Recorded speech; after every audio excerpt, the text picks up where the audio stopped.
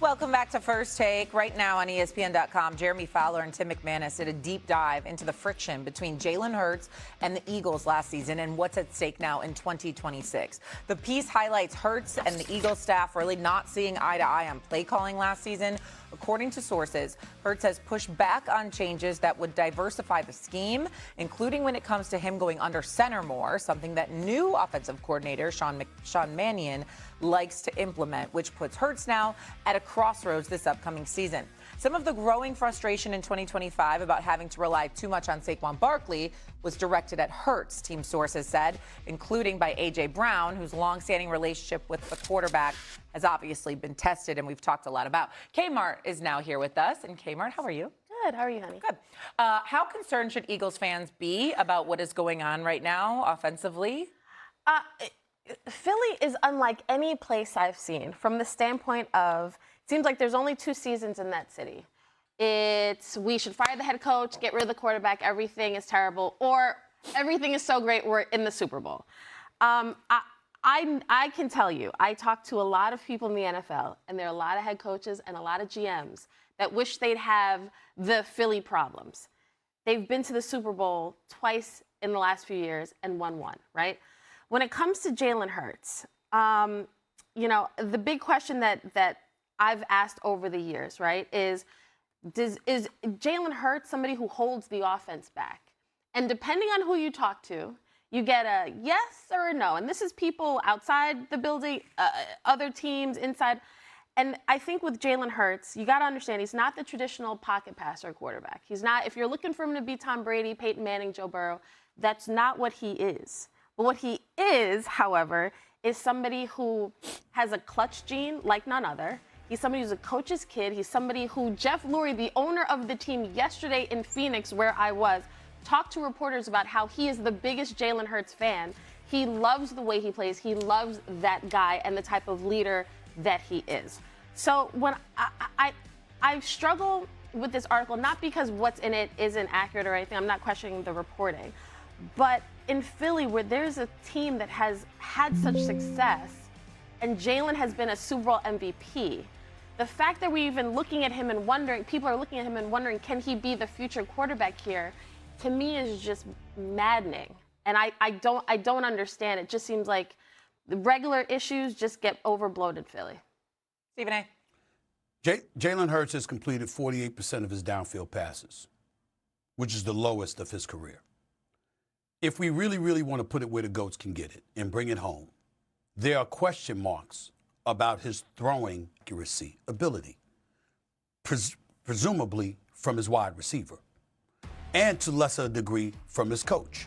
Because if you got a cat that can fling that football and you're confident in it, why so much the dependency on Saquon Barkley, particularly last year? A.J. Brown said it best early in the season. He said, this ain't last year. We won the Super Bowl. Okay, I got that part. But now there's a new year, and other teams are better prepared. They waiting for us. They ready for us. What we doing about that? Now, it doesn't help that this is going to be Jalen Hurts' 5th offensive coordinator in 5 years. That certainly doesn't help. And that's an indictment against the Eagles as an organization and Howie Roseman. I think it's the only thing that you can say about him that's an indictment, because I consider him the best executive in the sport. But the bottom line is 5 offensive coordinators in 5 years is problematic. 2 of them went and got head coaching jobs. I get that part. But the point is, there are question marks. And then when you look at Jalen Hurts from this perspective, you can't ignore that either. I'm looking at some of these numbers right here. 48 regular season wins to touch on Kimberly's point. That ranks second in the NFL to Josh Allen. 6 postseason wins since this is all 2022 to 2025. That's second to Patrick Mahomes. 138 touchdowns accounted for.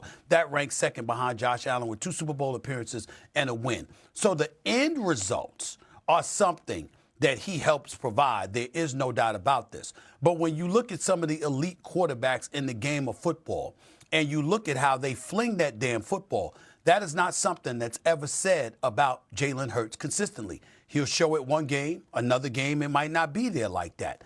It's problematic for him when your star wide receiver seems to be very, very frustrated, if not, dare I say, unhappy.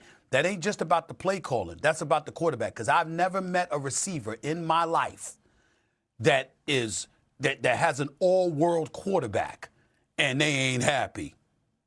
Now, you got an all-world quarterback, you happy.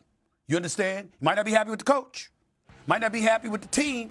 But you certainly don't want to leave your quarterback when that brother is getting you the football and he could throw his behind off. Nah, you ain't trying to leave that quarterback. Well, number one, I'm still waiting for A.J. Brown to have a press conference after he dropped pass after pass after pass in the fourth quarter against San Francisco. Fair. And didn't even have a chance to talk to the media, and we haven't heard from him since. So A.J. Brown is probably the biggest reason why they lost to the 49ers in the playoff game, because he drew up 3 passes on that last drive. If he would have caught one of them, they would have beaten San Francisco and gotten the divisional round. Let's be honest. Let's say it the way it is, and that is accurate. And he has said nothing. He'll do all the State Farm commercials you want, but we haven't seen him talk to the media. You know what? I screwed up. I should have caught the ball. He didn't. He dropped 3 in a row. That's the first thing. Second thing, as Kimberly said, he's been in 2 Super Bowls. He would have been the MVP of both if they got the call right in the Kansas City game. Yeah. When they called the hold, which they shouldn't have called, they would have kicked the field goal. Yeah. He would have gone right down the field, tied it up, and they would have won, and he was the MVP of the second Super Bowl. What does Philadelphia want, for crying out loud? You got a quarterback here who's been to 2 Super Bowls. Won one of them, was the MVP, and could have won the other one with a little break with the officiating. He scored 35 points in the game. They lost 38-35. Yeah. I mean, gee whiz. Why? Because he doesn't get it from under center, so we're annoyed? I mean, you got to be. And he's making $30-40 million a year. You can't trade him anyway.